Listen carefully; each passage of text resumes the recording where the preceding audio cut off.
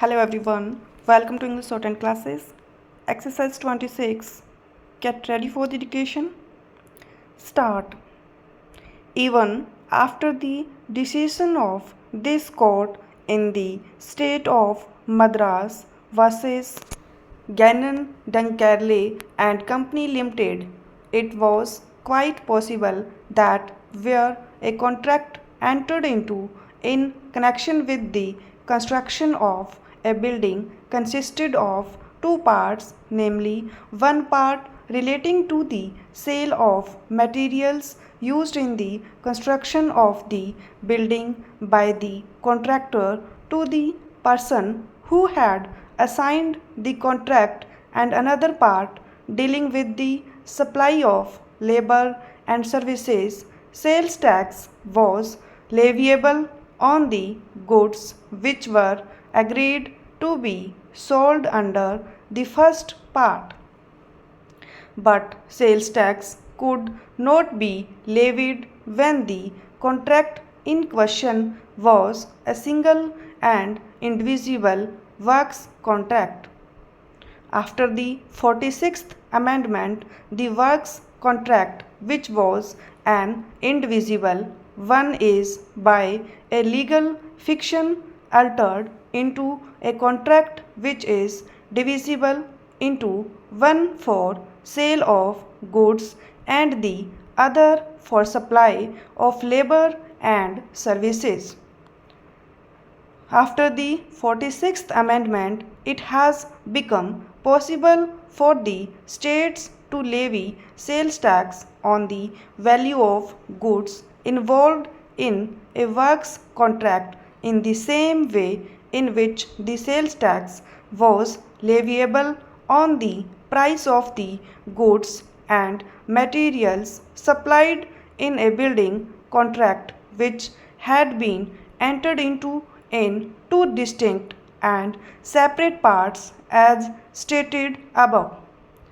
It could not have been the contention of the revenue prior to the 46th Amendment that when the goods and materials had been supplied under a distinct and separate contract by the contractor for the purpose of construction of a building, the assessment of sales tax could be made ignoring the restrictions and conditions incorporated in Article 286 of the Constitution.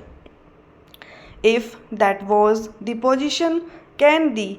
states contend after the 46th Amendment, under which by a legal fiction the transfer of property in goods involved in a works contract was made liable to payment of sales tax, that they are not governed by Article 286 while levying sales tax on sale of goods involved in a works contract?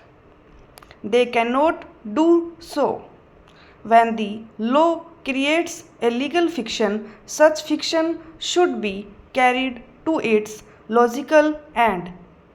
There should not be any hesitation in giving full effect to it. If the power to tax a sale in an ordinary sense is subject to certain conditions imposed by the Constitution. In view of the foregoing statements with regard to the passing of the property in goods which are involved in works contract and the legal fiction created by clause 29A of Article 366 of the Constitution, it is difficult to agree with the contention of the states that the properties that are transferred to the owner in the execution of a works contract are not the goods involved in the execution of the works contract, but a conglomerate, that is the entire building that is actually constructed.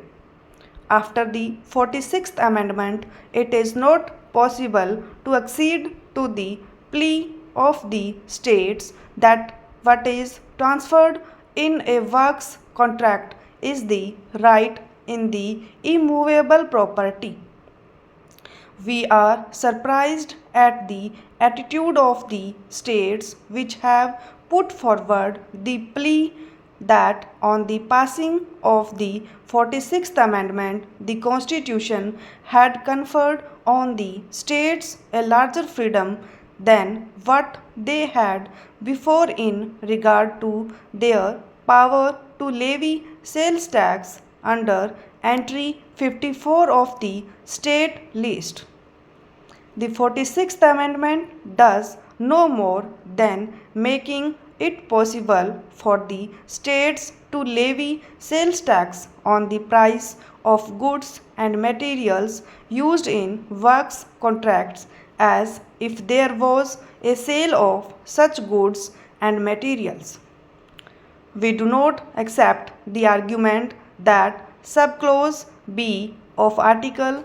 366(29)(a) should be read as being equivalent to a separate entry in List 2nd of the 7th Schedule to the Constitution enabling the states to levy tax on sales and purchases independent of entry 54 thereof.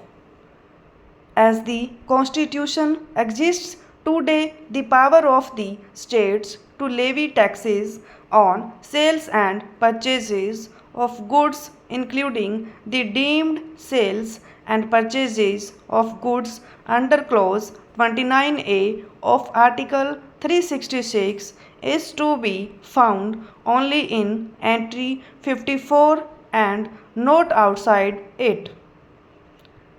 We may recapitulate here the observations of the Constitution Bench in the case of Bengal Immunity Company Limited, in which this court has held that the operative provisions of the several parts of Article 286, which imposes restrictions on the levy of sales tax by the states, are intended to deal with different topics, and one could not be projected or read into another, and each one of them has to be obeyed while any sale or purchase is taxed under entry 54 of the state list.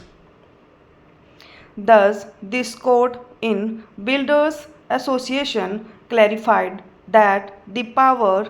to levy tax under Article 366 did not vest in the states' power to tax works contracts themselves. Stop.